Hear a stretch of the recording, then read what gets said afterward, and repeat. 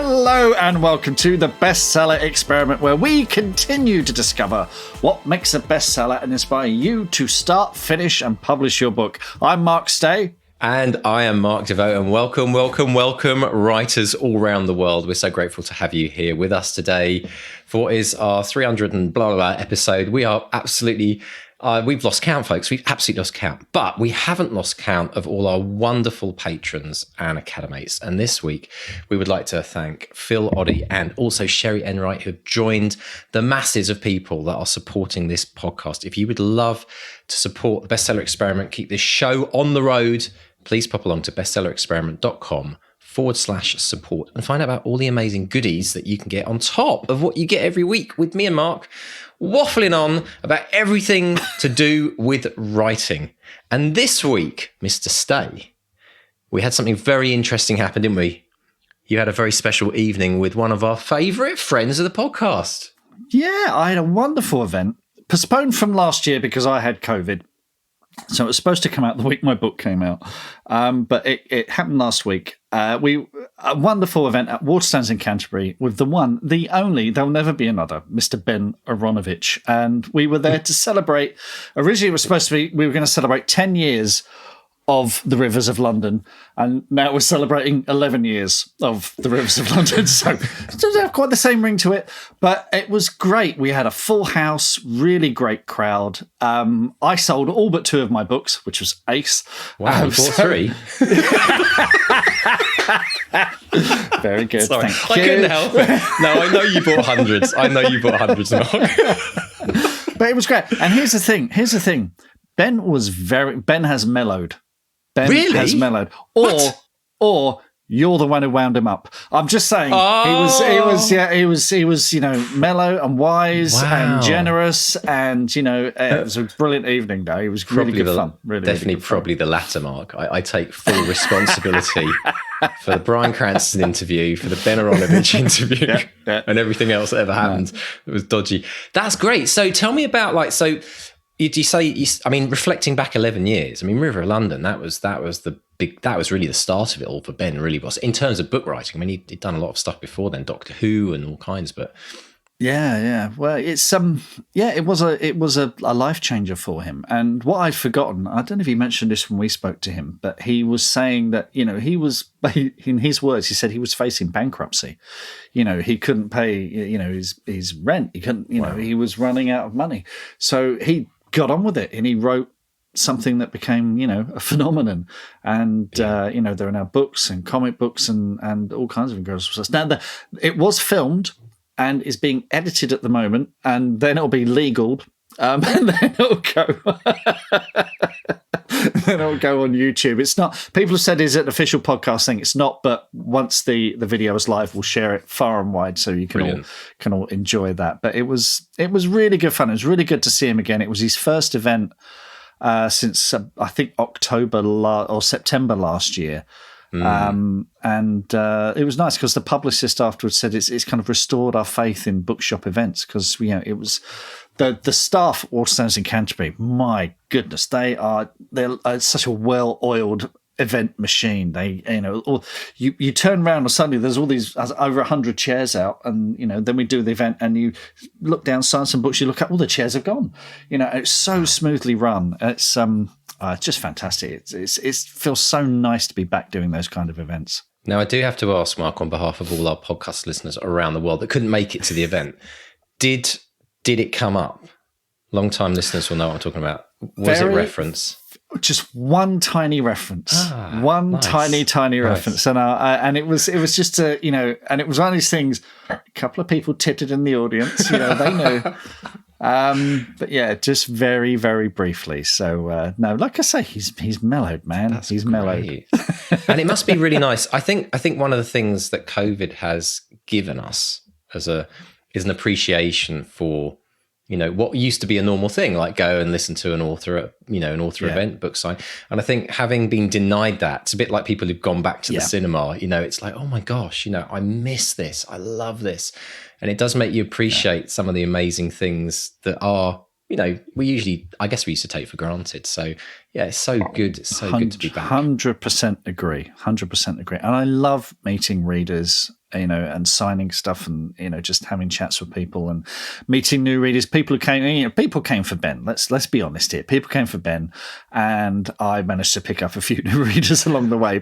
And it was great because this is how we learn about our readers. We have newsletters and everything, but it's just great to meet people face to face and get excited about books and reading and stuff like that. It does it's one of those things, I've always dwelled on this thought for many, many years about the kind of solitary life as a writer. And it's not just the writing bit, but it's the reading bit as well, that you don't ever really get to hear the stories from your readers unless they go to the real effort. And it is a huge thing. Very few people, despite you think, oh yeah, J.K. Rowling must get like mailbags and mailbags every single day. But the reality is, even for best-selling authors, they rarely get a letter.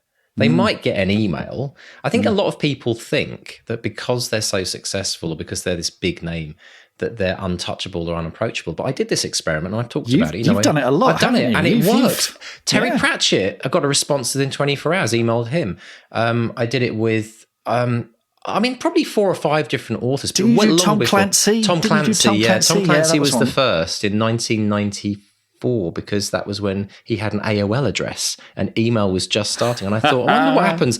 Send that email. And he sent me a one-line response, but... Never contact me again. Yeah, exactly. That was it. Your IP address has been traced. But no, actually, for people that missed when I said that on a previous episode, it was a really beautiful email.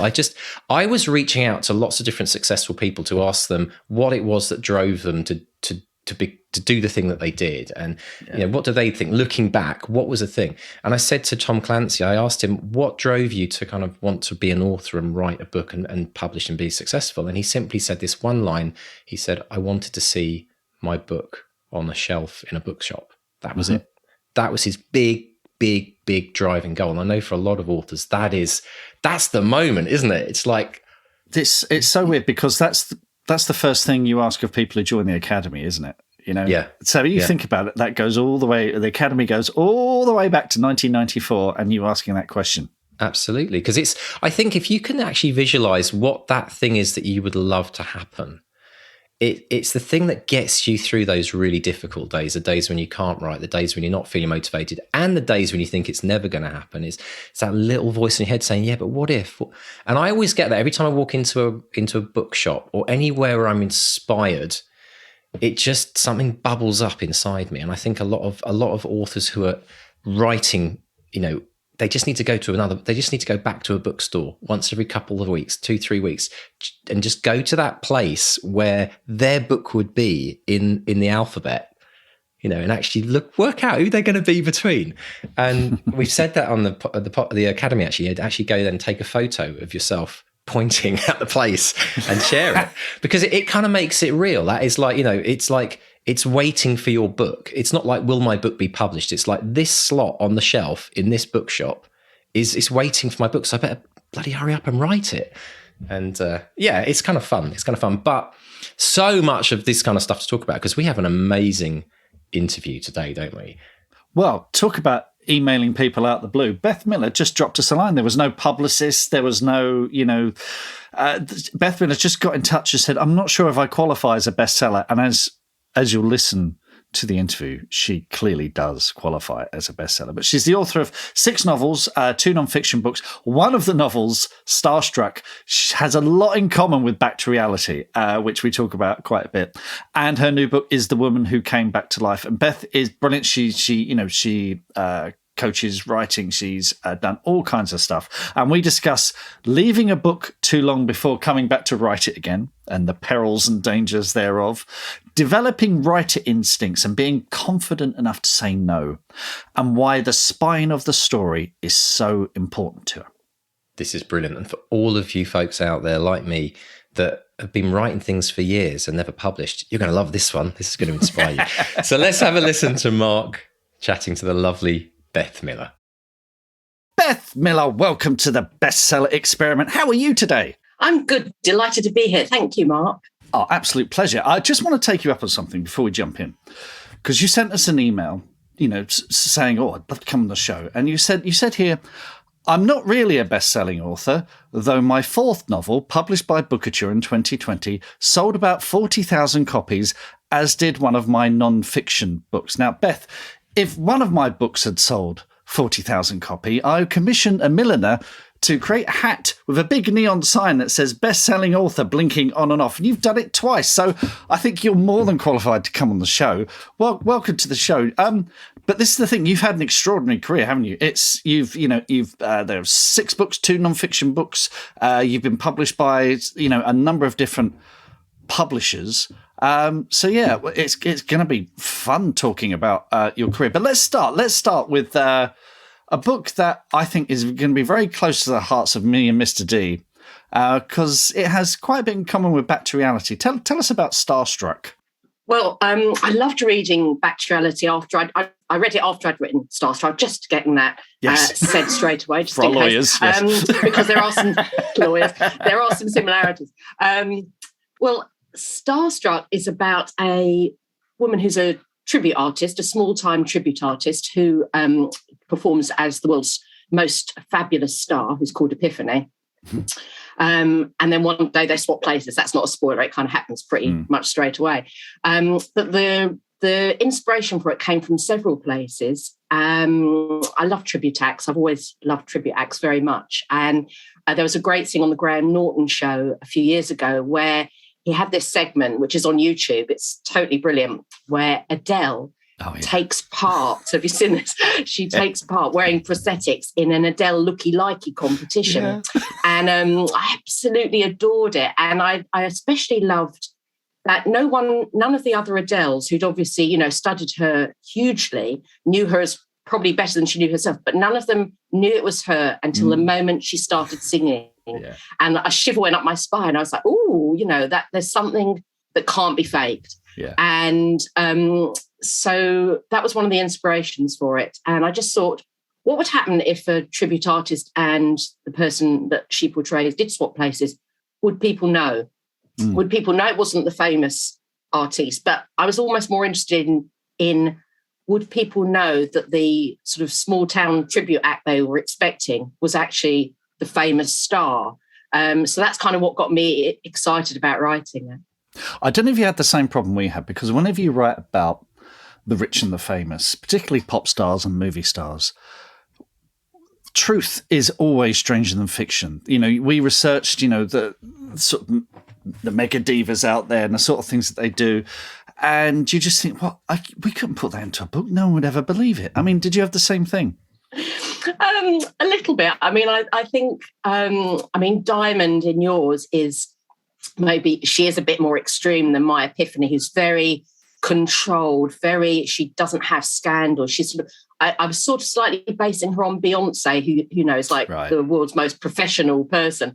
I'll probably say this, and now next week she'll have a scandal. But I was wanting it to be someone who, I'm interested in fame. I don't know if you guys, when you were writing that, was sort of got interested in fame and what it does to people. But I felt like my character Epiphany was, as a young person, she'd been so buffeted around by fame that she was then determined to be very in control and, real, just totally professional. So I didn't have too many like that. I mean, there were things I made up, but I don't know if they're real. There's a scene when my main character, Sally, who's the one who portrays Epiphany, travels on Epiphany's passport. And obviously that's incredibly illegal. And I didn't know if any of that would be possible. But I just, whenever I do something like this in fiction, I always say letters of transit. I don't know if that means anything to you, but it's my shorthand for doing something that probably couldn't happen in real life, but you can probably just about push it through. It comes from Casablanca, because the whole MacGuffin in Casablanca is they all get desperate to get their hands on these letters of transit, but that's not a real thing. But no one knows it's not a real thing. You just buy it. Exactly. In the universe of the story, it's the thing that's, you just go, oh, okay, that's kind of, it's one of those things, if you just say it with confidence, if you say it, it's like walking around anywhere with a clipboard. You look like you belong, and a high vis, you look like you belong there.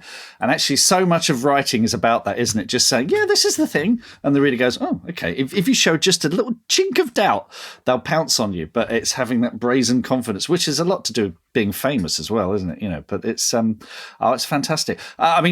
What's interesting is Epiphany sounds like a much more modern pop star, whereas we based, I think our diamond was, a little over the hill, looking at this younger upstart taking over and doing terrible things. So this is it, listeners. You can read both books. They complement one another.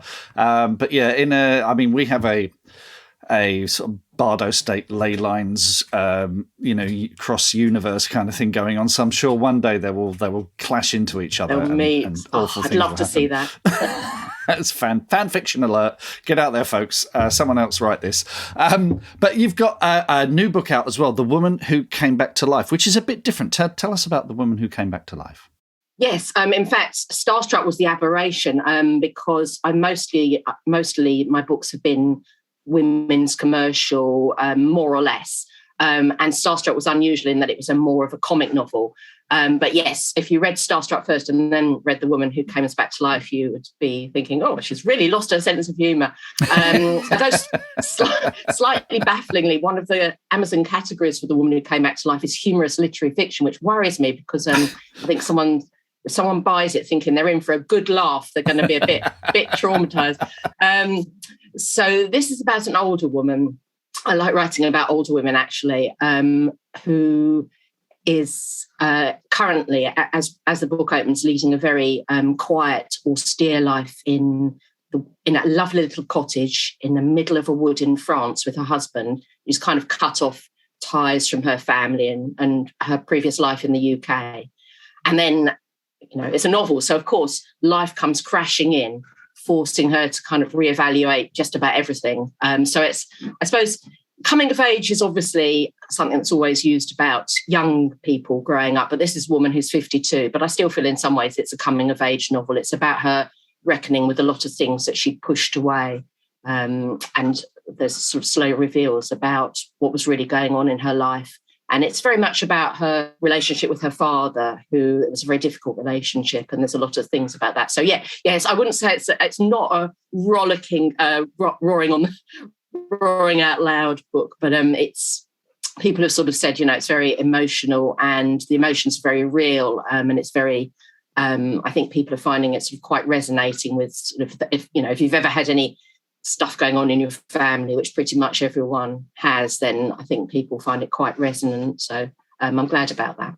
But that's the thing, though. Emotion runs through everything you write, isn't it? Even your book on the Archers, there's passion behind that. There's, that's not to say that one emotion is more worthy than another, is it? These are all, we write to make people move. If it's to make them, making them laugh, in my experience, is much more difficult than, frightening people or thrilling people or whatever. So it's, emotion for me. A film, a book, a piece of music works if I'm moved. I don't know about you. I mean, that's a success for me, isn't it? Yeah, I absolutely agree. It's about finding something that, that touches you in some way, and then you're just in, whether it's a character who you relate to or just something that feels like you have an understanding of what the creator's trying to say. That's when you really get absorbed in something, which is, what we're looking for in a piece of art, whether it be a book or a film or whatever. You're just looking to get caught up in a different world, aren't you? Yeah, making that connection. Let's talk about your road to publication, because I've been doing some digging, Beth, and I think it all started for you when you first won a £2 book token. This is big money. Money. If people, kids today can barely appreciate the thrill of getting a book token in a school prize or whatever. But tell us how it started for you. Well, I can barely remember anything about that. I think I wrote a story or a poem. I can't remember, but it was in a newspaper competition. I was probably about 7 and I didn't win overall, but I think I won, a runner-up prize, but it was judged by Laurie Lee, which rather dates the whole thing and dates me as well. £2 book token. You could buy 4 25p paperbacks then. Do you remember the 20? Yeah. Well, you're probably way younger than me. No. But I've always loved writing. I loved writing at school. I remember at school, a teacher asked me what I wanted to be when I grew up, and I said, a poet, which was kind of ironic actually, because I'm a really, really genuinely bad poet. But then, I loved writing at school. Then I didn't write, stories that lots of writers have who have, come back to it a bit when they're a bit older. I didn't write for a long time, not fiction anyway. I wasn't really in my 30s till I started writing fiction again. But looking back on my life, I have always managed, in every job I've had a lot of different jobs. I like flitting around, and I've always managed to get whatever writing gig is going. So if somebody at an office said, who wants to write the newsletter? I'd be like, oh, I'll do it. I do love a newsletter. So I've always written and thought about writing, but it wasn't until my 30s I started writing fiction again. And then I didn't get published. I was in my 40s. So it's been I'm a late bloomer, I think, when it comes to writing. But I don't mind that. I feel like I've got more to say now. I think if I'd been published in my 20s, it would have been, lots of people write when they're young and they're great. But I think I certainly, mine wouldn't have been. Mine would have been very navel-gazing and a bit uninformed. So I think it's good I waited till I got a bit of experience. I'm the same. I think about the stuff I wrote in my teens and 20s, and it just makes me cringe. But it was, I think I read somewhere, it was 12 years from you first writing a book to getting published. That's a long and winding road, as Mr. McCartney once wrote. I mean, were there ever points where you thought, oh, stuff this, or did you just keep going? Well, obviously you kept going. I thought stuff this every day pretty much. Well, I mean, 12 years sort of, I obviously wasn't writing every day for 12 years. That would be completely incredible. But what I did was a real rookie mistake that when I'm coaching writers now, it's one of the few, I don't have very many general rules about writing, but it's one of the few general rules I have, which is you can't leave a book alone by itself for too long, or, like a toddler, it will wander into the road and, you'll just lose sight of it. But that's what I did with the first book. So I wrote, I wrote a few chapters in a flurry of excitement to start with, and then I put them aside probably, I don't know, for about a year. And then I thought, I'll write some more. And anyway, it took about 4 years just to finish the first draft because I was messing about. Then I had children and I had other jobs and other things. And then so it got to the stage where every time I went back to the book, I pretty much had to read the whole thing to remember what I'd written because I couldn't remember it. And I had a few disasters along the way. There was one point when I had little children, so getting clear time was unusual, but I was going on a long train journey somewhere up north. And I was really excited. I thought, I've got, journey there and back. I reckon I've got about 8 hours of solid writing. And I knew what I wanted to write. I wanted to write a particular chapter, the big chapter, where the big thing happens. And so I was very excited about that. And I did. I sat on that train and I wrote there and back and I wrote this great chapter. And when I got home, I discovered that about 3 years earlier, I had already written that chapter. And I'd completely forgotten. And I wish if I was making a film of my life, it would obviously be that the new version was better. But in fact, the version I'd already written was better. It was more solid. And so I swore there and then, I didn't stick to it immediately, but I swore there and then never to let so much time go by with writing a book that I've completely forgotten things I've written. And so I've stuck to that. So all the books since have been, yes, you can write much quicker than 12 years. If anyone out there's thinking, yeah, 12 years, that sounds about right. It doesn't have to be 12 years. 12 years was a lot of faffing and leaving the book for years on end. So, the second book after that, I wrote in 8 months, which is a bit more like it. And since then I can do about, it takes me about a year thereabouts to do a book. So I have learned how to do it. But when I coach people, I try and help them jump over that big puddle for why it took me 12 years so that they don't have that same disastrous feeling of, this is never going to end. I'm never going to finish this book. Because I think finishing that first draft is, it's easy to underestimate how important it is to finish that first draft and feel like, yes, I can actually tell a whole story. So yeah, it doesn't have to take 12 years, but that is my sad tale. It is an error that I think, and I've done it, you end up rewriting the same thing again and again and again. And there has to come a point where you put that aside and you move on and you write the next thing. And it's fresh and it's different and you don't end up writing the same chapter twice. Yeah, I really don't think that's a great idea. I'm not recommending that as a technique at all. You also told us that you're rubbish at titles. Is this a blind spot for you? Tell us about that. I have published 8 books now, and not one of them has a title that I came up with. I think that must be some kind of record, surely. In the beginning, I came up with titles, and they were often not great, but publishers would always just, be really polite and say, "Oh yes, we like that, but we think we can do something slightly stronger," and then they do something completely different. So the last few books, I haven't even bothered to give my own title to, just knowing that there's no point. There's no point in me expending energy on it because everyone thinks my titles are rubbish, including me. Sometimes I have a writing group and I work a lot with other writers, and they often say, "Oh, can you advise me on my title?" No, I cannot advise you. The only one I'm disappointed about was my 3 books ago was the Two Hearts of Eliza Bloom is the title it ended up with. And I thought my title for that was really good. And I'm still slightly sore about that. Though I'll tell you now, and you'll probably make a face and be like, yeah, no, they were right. But my title, so my character wasn't even called Eliza Bloom. The publisher renamed or encouraged me to rename my character for a better title. My character was originally called Hannah Bresler. And I think that didn't have very good shelf shout. And my title was The Re-Education of Hannah Bresler, which I stand by that. I still think that's a good title. But anyway, I think I'm the only person who thinks that. So if you want advice on the title, I'm not the person to come to.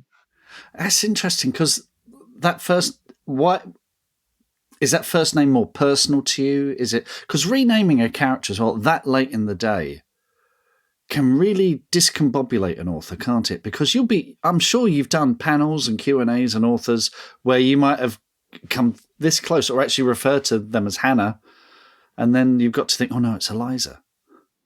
It's funny, those sorts of things don't bother me. I'm a very pragmatic writer, so some things just don't affect me. As soon as we changed her name, pretty much about 2 days later, I was like, yes, Eliza. I mean, I can often barely remember the names of my characters anyway. Once I've written a book, I often, if I'm talking about them, I really struggle to remember what I did call people. The only things that I'm precious about are things that are kind of to do with the spine of the story, the really key things that I rarely dig my heels in. I'm not saying I'm an editor's dream because I think I am quite annoying to work with, but I do, if I can, if I can't see a good reason to stick to my guns, then I just say, no, that's fine, let's change it. But if it's the spine of the story, then I dig my heels in. I'm thinking about the book I'm writing next, which is about a circus act. It's a bit more in the Starstruck mold. It's sort of, I think it's going to be funny. And my publisher, I'm not writing it for my publisher. They turned it down. I'm writing it just for myself because they initially were interested and then they made lots of suggestions for it that I felt were affecting the spine of it. So at first it was it's another swap one. It's about a university lecturer in Oxford, very serious woman who becomes part of a circus act. And initially the publisher said, well, do they need to be a university lecturer? And I said, yes, I think so. But maybe not. And they said, well, could they not be in Oxford then? And I said, okay, they don't have to be in Oxford. So eventually it ended up being a teacher in somewhere else other than Oxford. And I was like, okay. And then the publisher said, and could we make the circus less important? And then that was when I said, oh no, I'll write you something else. In fact, that's when I wrote The Woman Who Came Back to Life. I wrote for them instead because the spine of my story, the thing I'm really interested in, the thing that gets me up into my desk is the circus story. And that's what I want to write about. So that was the spine. But names, no. Things like names don't bother me. Changing venues doesn't normally bother me. Titles, clearly, I've given up on completely. So yes, those are the things where I dig my heels in. It's a lesson to learn, isn't it? You've got to know where to stand your ground. And it's funny. I got some notes back on something recently, and one of the notes was actually I thought, yep, that's really good. That will help the story. And another one of the notes made me think. And this isn't a publisher. This is a film producer. It did make me think, oh, maybe you've missed the point of the whole thing. And it's which does make you think, okay, I've got to go back and hang a lantern on that and make it more apparent that this is what this is really about. But it is funny, and it's something when you're starting out as an author, you can be pushed and pulled in all kinds of direction with notes, can't you? Think, oh, I've got to please these people, whereas in the end, what you've really got to do is kind of please yourself. And if someone says, okay, we don't want to publish your circus book, the thing is now you can write that. There's you can self-publish. There are other publishers out there. It's not the end of the world, is it? No, absolutely. And I think, if that was my first book and I was right at the start of my career, you're right, things might have been very different. But I've learned and I've had to develop my writer's instincts like you have, Mark. We all develop instincts. That takes time, where you feel confident to say, yes, that's a good note, I'm going to do that. No, my instincts are saying not. With my first book, way back, which was called When We Were Sisters, I got a lot of feedback. I'm mad for feedback, really. I printed it out and spiral bound it and gave it to loads of friends to read. And then they gave it to their friends and husbands and whatnot. So I had tons of feedback and I took loads of it on board, and my instincts weren't completely formed then. But one note I got back was from someone who said, the Jewish Catholic thing, I'm not mad about that. I think you should ditch it. Basically, it was a young girl who was Jewish and she was friends with a Catholic girl. And I think that's the first time that my writer's instincts really prickled at the back of my neck. And I thought, no, that's, and I was really ready to take feedback. I really felt like I didn't know what I was doing, but I felt deep down somewhere that the Jewish Catholic thing was really important. And it turned out to be so. The reason I got my agent is because she liked that element of the book. Yeah. And so that was one of the few notes that I didn't take. And ever since then, I thought, if I get that feeling, that sort of prickly feeling in my back that says this is or isn't a good idea, I do really trust it now. But I know that does take a while. It takes a while to develop those instincts. I think. Yeah, it's that thing of we had Lorianne Stevens on the podcast recently, and she's a Texan, and she's writing about gun control and abortion and all these kind of contentious issues. And it's that thing of, if it scares you a little, or if it gives, like I say, if it gives you that tingle, you're probably onto something, aren't you? So it's that exploration of doing something that's new and a bit frightening. Yeah. Those are the things to look out for, the things that make you think. And actually, this happened again. I've just remembered that in The Woman Who Comes Back to Life, I was struggling a little bit with writing it. That was my pandemic book, and I was struggling. I just hadn't quite got the story, and it felt very sluggish. And then I was writing a chapter. I really try and be a planner, but I'm not much of a planner. I am a pantser. So things do happen that are a little not outside my control. I don't believe that, they're nothing to do with me, but I don't always know what I'm going to write. And I had my character, Pearl, walking through the woods, and then suddenly she met a strange man in the woods. As I was writing it, I did not know who this man was. I didn't know what he was doing in my story, but I had that feeling, this is something. I wasn't expecting it, but this might work. And in fact, I've had to, I think that must be one of the spine things in the story, because a couple of editors who've worked on this book said, we're sure about the man in the woods. and I've said, yes, no, I can see why you think he could come out, and I can see that he could come out without really affecting things too much, but I really like him and I think he needs to stay. So I kind of stuck to that, and I'm glad I did, because I do think that part of the story works. Excellent stuff. So what's coming next, Beth? You've got the circus book, but what else is happening in your world? I'm having a slightly quieter year writing-wise, I think. I did, Starstruck came out in August last year. The Woman Who Came Back to Life came out in January, just gone. And I have been working quite hard. So I just need I'm going to do the circus book quietly this year without setting myself very difficult deadlines, and then see if anyone likes it. And I say this, but then the other day I woke up with an idea for a short story, which doesn't happen very often. I'm not much of a short story writer, so I've been writing a short story the last few days just for fun. But I'm doing lots of things around writing. So I do a lot of teaching of writing. I'm teaching. I teach for Arvon. I'm doing another Arvon this year, which I absolutely love doing. And I teach for local universities. And I do a lot of one-to-one book coaching for people.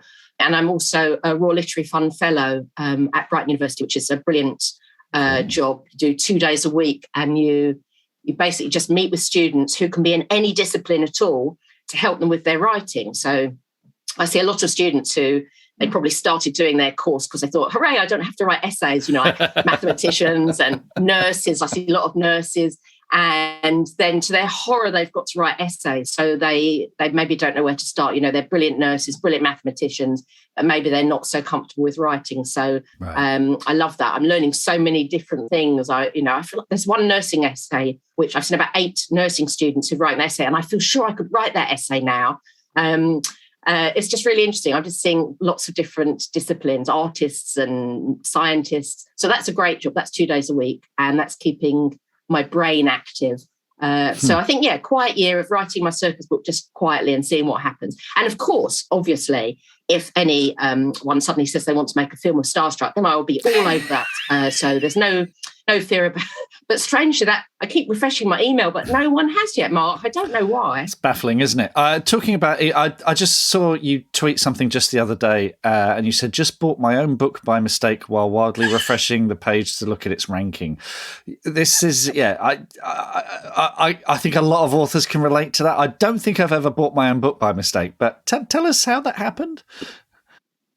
Oh, I was just, okay, so the woman who came back to life, whatever that title is, the woman who came back to life was doing quite well last week. It was, it got into the top 100 in Kindles. It went to 96, not that I've been checking. Yeah. So I was very excited. So I basically just I for some reason, every 10 minutes I was refreshing. I don't know why, because I know that Amazon doesn't update it every 10 minutes, but I was just eagerly, and then my mouse just slid, and it just slid onto buy now. And I've got this stupidly sensitive mouse. I'm just blaming the mouse. I'm blaming my computer. I didn't need to buy it because I have it already. Yeah. But and then a friend of mine accused me of doing, a Brian Epstein, going around and buying all the Beatles singles with Love Me Too to try and get into the top. So it wasn't that. I don't think my one will make huge difference. But, yes, I'm a bit mortified, but obviously not so mortified that I didn't feel like sharing it. Just yes. Yeah. Brilliant. Well, best of luck with everything that's coming. Folks, if you want to find Beth, it's bethmiller.co.uk. Look her up there. And thank you so much for speaking to us today, and hope to speak to you again with your hat on next time. Thank you, Mark. It was brilliant. Thanks for having me on. What are your writing dreams? Finishing that book, quitting the day job, becoming a best-selling author? Well, over 4 years, we've studied the advice of over 300 best-selling authors who've collectively sold over 500 million books. And we are excited to announce the Bestseller Academy.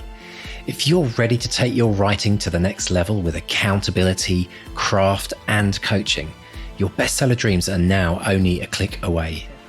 To find out more and apply, visit bestsellerexperiment.com/academy.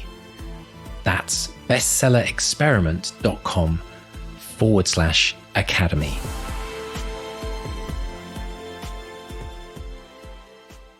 Oh, you've got to love a good story about getting to that finish line, hey?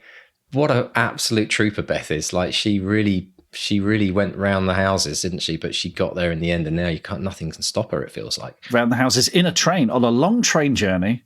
Yeah, literally. that thing of and I've done it. I've not done a whole chapter, but I have done things where I've had a go at it, look back and say, oh, God, I've already done this. I've already done, and you look, and as she says, it's the new thing isn't necessarily better.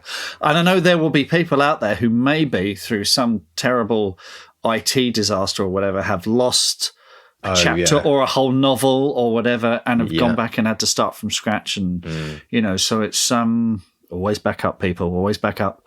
It's so having to go back and redo that thing again is There's only one thing worse, isn't there, Mark, than that? There's one thing worse than that, and that is writing a whole chapter and realise you've written someone else's chapter.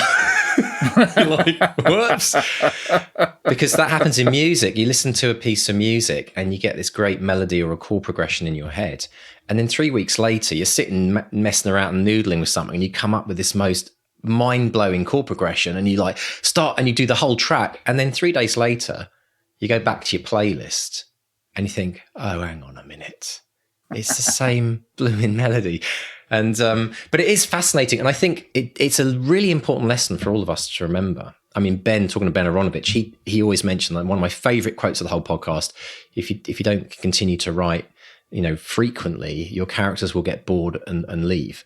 Yes. Beth had quite a different take, like a toddler wandering out into a road. I mean, it's kind of like, yes. Whoa. But at the same time, it's a really important lesson, because the longer we take, the longer it takes.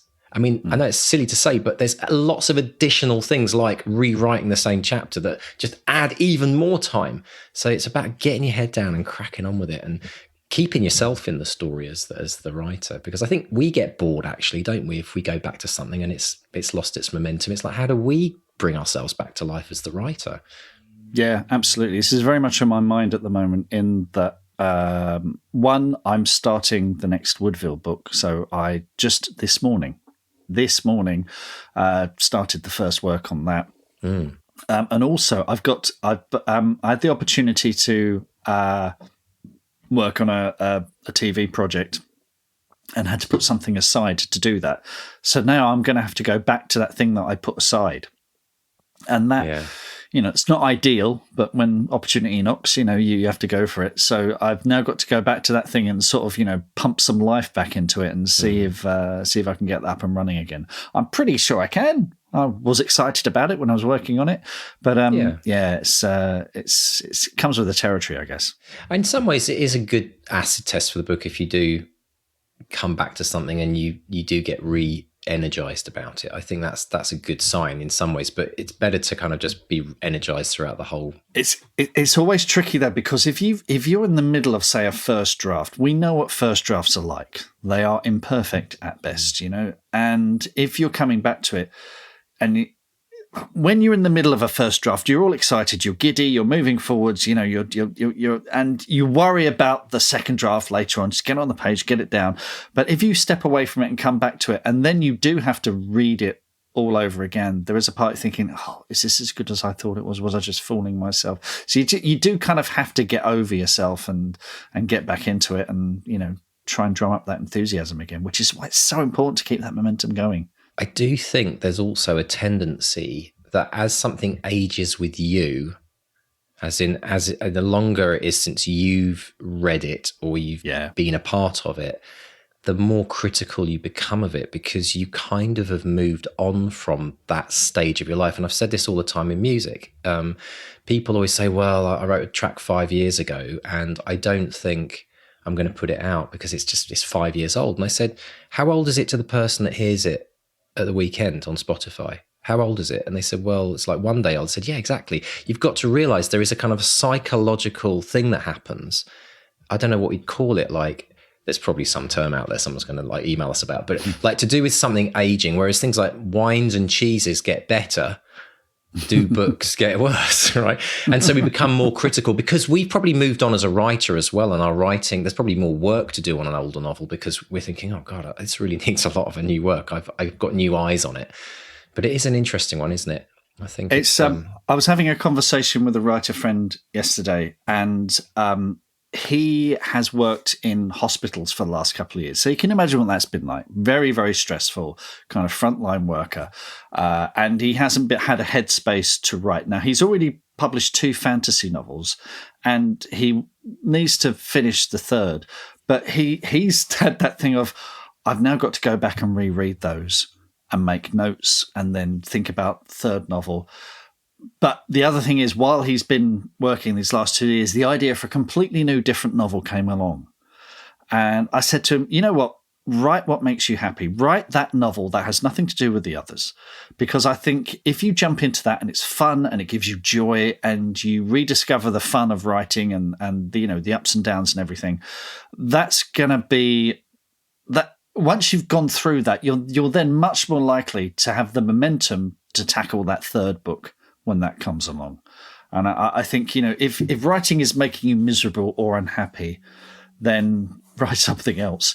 It's that stepping away, again, try not to do it in the first place. But again, for one reason or another, the real life comes along and, shoves you to one side. So there's no getting around it. But it's difficult getting that boulder moving up the hill again. I've got a challenge for our listeners, Mark. I want our listeners to tell us. Let's go for world records here. Maybe we get into Guinness Book of Records. What's the longest time that someone has been working on a book?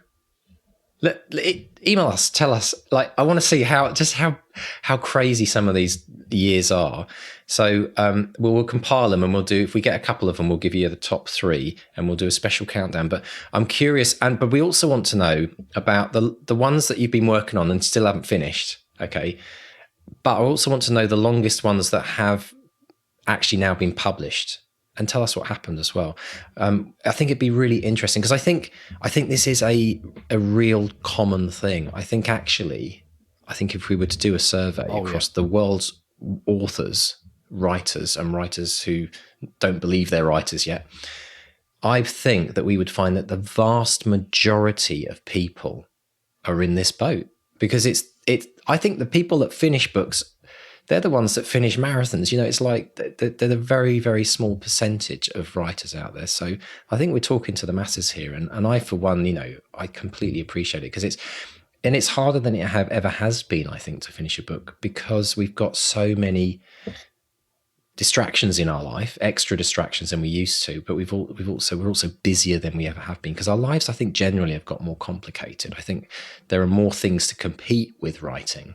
So it gets even harder, which means we have to be even more disciplined. And that's where the magic, I think, happens. But yeah, interesting. The one thing I love about the interview, well, many things I loved about the Beth interview, but the book token, oh my gosh, it feels like so many years since we used to get book tokens. Have you still got any books on your shelf, Mark, that when you open up, you've got like a little kind of award on the inside, and you got given it on, say, an awards evening at school, and because I've got a guitar book that actually has and it said I got a £30 book token. I wasn't that sort of student. I did get. I mean, obviously, I do. I've worked in a bookshop. I do remember book tokens, and I love receipt, and they're still around. Of course, they do. They do the National Children's Day, isn't there? Where they get. Don't they get a £1 book token? Book day, but you can buy a book with that. Yeah, exactly. Yeah. Special days. Love it. Yeah, that's very good. Yeah, they're still around, and getting a book token. I know some that it was always a bit of a joke. Oh God, a book token, but I always enjoy getting those. And a £2 book token. In the 80s. Funny enough, I'm rereading a book that I did read in my teens, and I've still got the paperback. And on the back. Paperback was £1.25. Wow. So actually, a £2 book token, you could get a cracking book. You could get a good read out of that. So yeah, brilliant stuff. Good times. And I was really interested as well about what Beth was talking about, saying she's I've got more to say now that I'm older, and it is an interesting one. I mean, I think in some ways, you're more worldly, or you've got more worldly experiences as you get older, so you've got more of a breadth. But I think it's good to write at any age, isn't it? Because it's whatever you're experiencing in that moment, the drama of a teen, for example, the transition of someone in their 20s. But I do think our kind of writing changes as we grow older. Yes. I mean, this is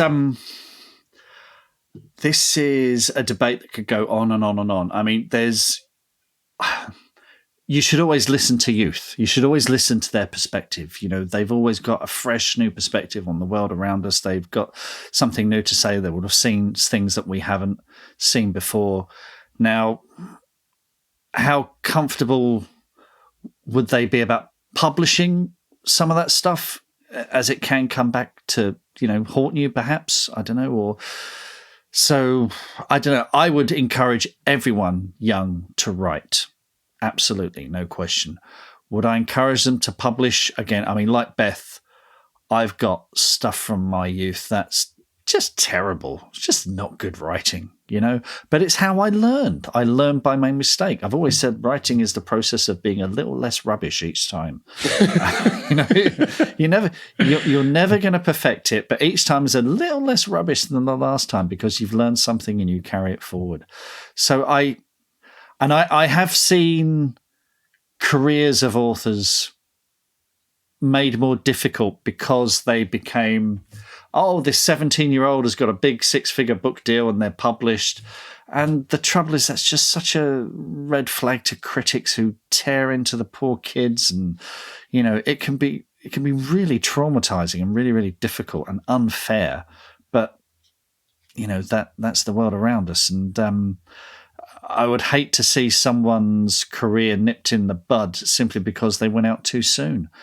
Yeah, I think things have changed a bit though, because of the way in which publishing now works. Is you could release something in, say, your late teens, and if you hit your 30s and you look back at that and you think, oh, that's not very reflective, you can just pull it. I mean, I know it's already out there and circulating, but it's a bit like the same thing. Like if you think about all the great bands in the world, if they had waited into their 40s or 50s to release their albums, they maybe wouldn't have learned the experience of going through the publishing game and become wiser. And so there's the experience of publishing as well as the experience of writing as well. And it's a tough one, isn't it? I think there's a different energy to music. Rock music is a young person's, and pop music and rap and hip hop. Those all came about because young people didn't have a voice. Rock and roll, rap, pop music, young people didn't have a voice. They couldn't be heard in the papers, on the news or whatever. So they got a guitar and they turned up to 11 and they learned 3 chords and they screamed into a microphone and told the world about, their truth. And the other thing is, a lot of bands who go the distance, a lot of bands who, they all go through this phase where they have their, their great hits, and then they have the years where they kind of mature, and then they go on tour, and then they say, I'm not playing the early stuff. I'm not playing the early stuff. I'm not doing it anymore, because I'm not that person anymore. And then they get booed because they don't play the early hits. And then they have to play those early hits because people are... and then they learn a new appreciation for them as well, So I don't know. It's... I'm not sure it's quite this. I know we equate music and literature all the time, but I'm not sure it works the same, because there's an energy to music. And also, it might just be 2 or 3 verses, whereas when you're talking about 80, 90,000 words of a novel, that's more, arguably that's, the nuance involved in that.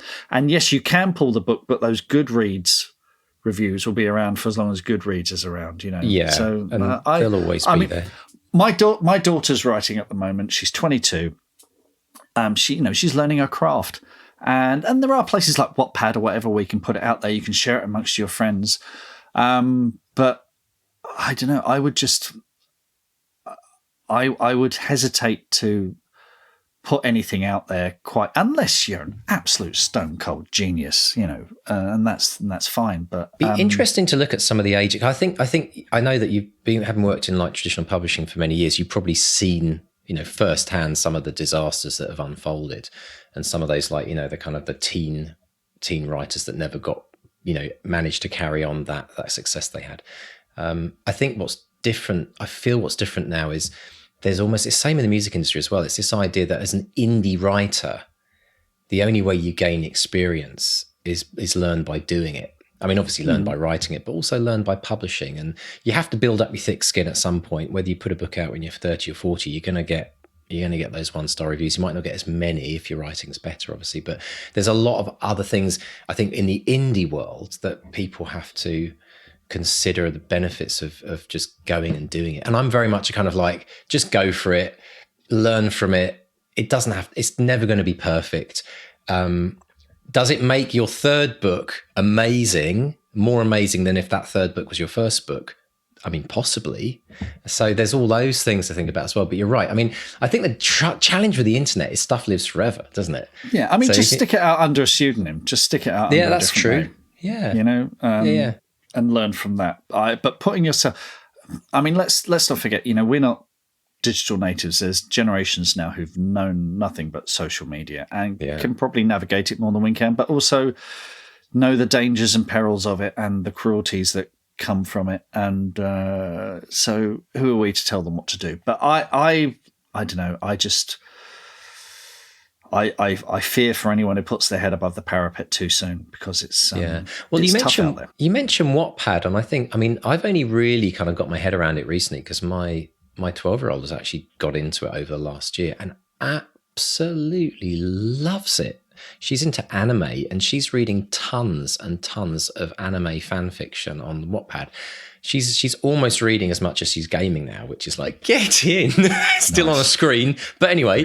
But the thing is that, you know, she's not scared about writing something and putting it up on Wattpad, and I think it's almost like a playground to try that. I mean, it's also very serious writers as well. I mean, there's some amazing stuff out there, but yeah, the thing is, we've got so many options now. So many options. There is no single way up the mountain anymore. And I think that, you know, I think it's such an amazing time to be a writer, isn't it? Absolutely brilliant. Absolutely brilliant.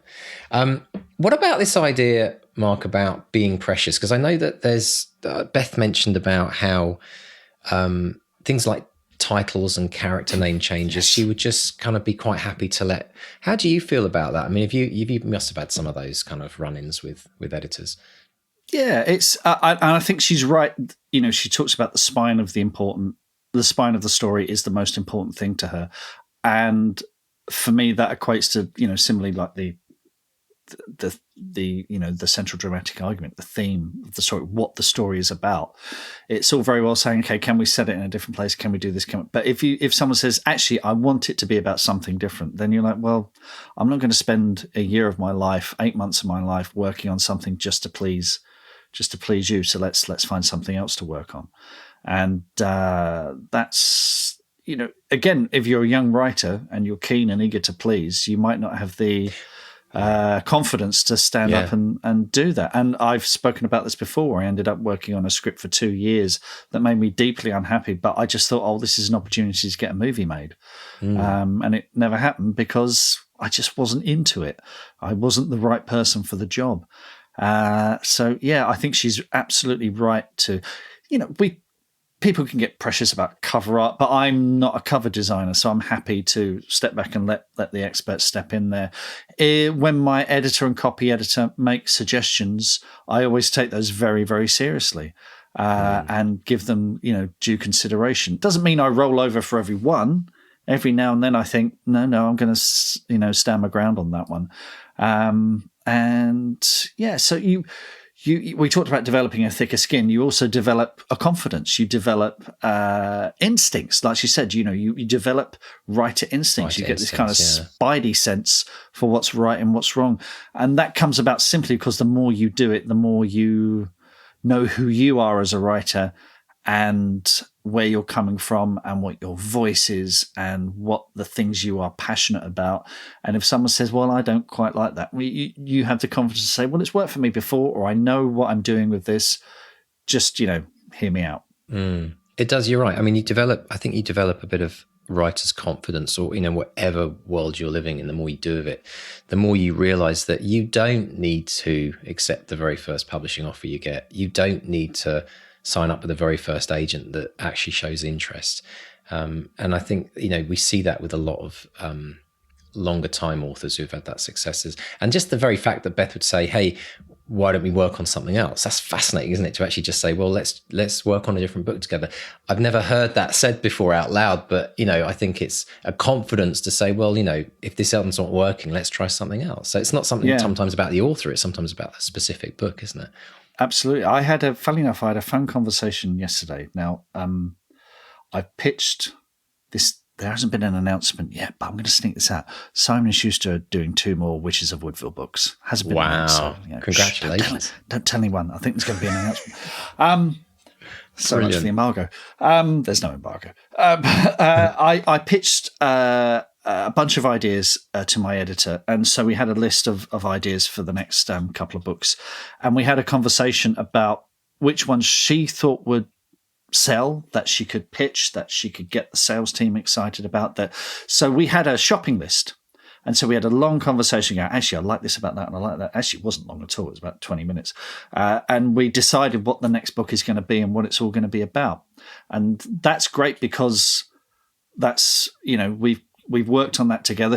I feel part of the process. She feels part of the process. So we're both moving forward together with the same aim in mind. And I think, you know, previously, when you first get picked up, you know, you've got the book that you've pitched to a publisher and they've snapped it up, and you might have an idea for book 2 or book 3 or whatever. But when you get picked up again, it becomes a lot more collaborative. And you've also learned something about those books now that they're out, now that people have read them, now that people have given you feedback and critiques, and you think, okay, yeah, this is what works, this is what they like, this is the stuff that hasn't worked so well in the past, and we haven't done this before, so let's do that, let's do something new. But these things, people, so it's a slightly different process, and I really want the publisher on side with that, because when they feel they're part of it, they're much more likely to bang the drum and get you promotions and get you, get you out there.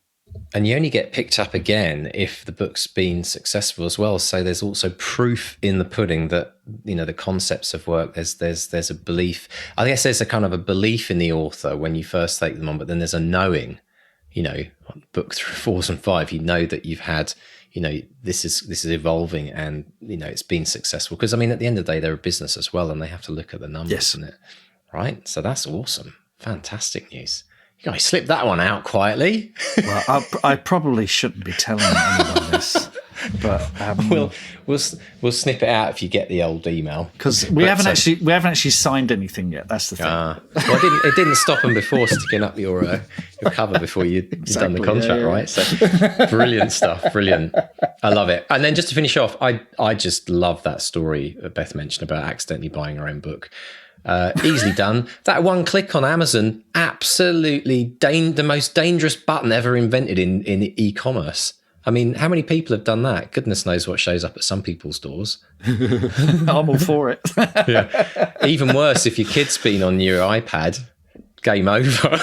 Well, that's it. If you just go, Alexa, buy Back to Reality in paperback. There we go. There's a few sales in the bag. Sorry, everyone. Brilliant stuff. Excellent. So what's been happening on social media this week, Mark? Lots of good news. Lots of wonderful news. So where do we start? So, Poppy T. Perry, who is a member of the BXP group. She's super proud to be on the honorary mentions for the Scooby Undiscovered Voices 2022. Wow. And her work, Dead Real, has been recognised by Scooby, which is and I can never remember this, Society for Children's Book Writers and Illustrators. And what's lovely is Poppy, who's actually Natalie. Look, we did a very special podcast on that in our first year, I think, and she looked after me for the day. And I remember talking to her then about her writing dreams, and this is her further down the road towards making that a reality. So big congratulations to you, Natalie. Brilliant. Well done. And on the BXP group, another person who has all sorts of names, but her real name is Sheila McClure, but she writes as Annie O'Neill.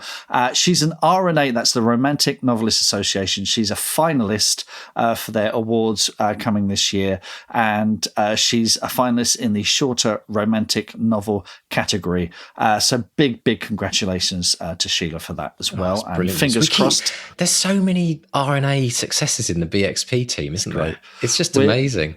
We're just lovers and lovely people. We are lovers and romance. If you're a romance writer, get on over bestsellerexperiment.com/support and join the BXP team. You're going to meet some of the biggest award winners in the romance world in our group right now, aren't there? Absolutely brilliant. But congratulations to all of you.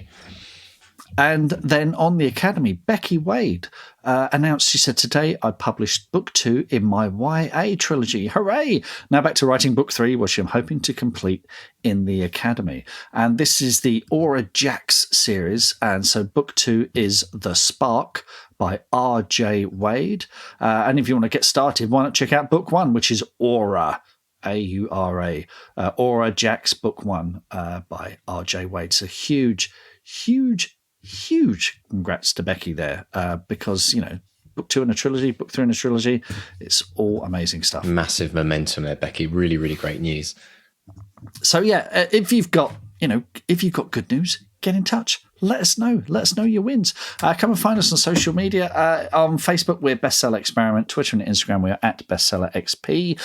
Or if you go to bestsellerexperiment.com, you'll find the contact tab there, and drop us a line. And if you've enjoyed the show, subscribe, rate, review, tell your friends, tell your writer friends, share us with your writers group, spread the word as far and wide as you possibly can. And if you would like to join us in the Bestseller Academy. If you'd like Mark and I to become your personal life and craft coaches in writing, please do pop along to academy.bestsellerexperiment.com. We can't wait to meet you and hear about all of your writing dreams and take you on this incredible journey with all these other amazing academates. So folks, just remember, if you have been writing a book for the last 25 years and you still not finished it, get to the finish line. You have to get to the finish line before you get to the finish line without being too morbid about it. Get that book written, folks. Make it this week where you start that daily process, 200wordchallenge.com. Write 200 words a day. You don't even have to think about it. It will finish. It will literally write itself each day. So get over to 200wordchallenge.com. But we want to hear about these stories. I want to hear about, in a year from now, 5, 10, 50 people that email us and say, remember that episode where you talked about finishing book? Well, I pulled it out, dusted it off, and have done it. And we want to know that we are helping and inspiring you to get across that finish line, folks. I'm gonna dig out my earliest, because The Witch of Woodville, The Crowfolk, started as a different series. It was contemporary. Didn't it? Yes. When was that? Can you remember? It's at least 10 years ago. Wow. It's at least 10 years ago. So 10 years is not going to be uncommon. People are going to go, I spent 10 years in this. Not uncommon at all. Yeah. So Don't feel bad about that if that's where you are. So yeah. Brilliant. Dig that Dust it off. Dust it off. Can you beat Mark's 10 years? Let's get them finished, but start them today and get to that finish line, whenever that will be. Just keep working towards it, folks. So keep it up. Don't get down. And have a great writing week. It's a goodbye from Mark 1. And a goodbye from Mark 2. Goodbye. Goodbye.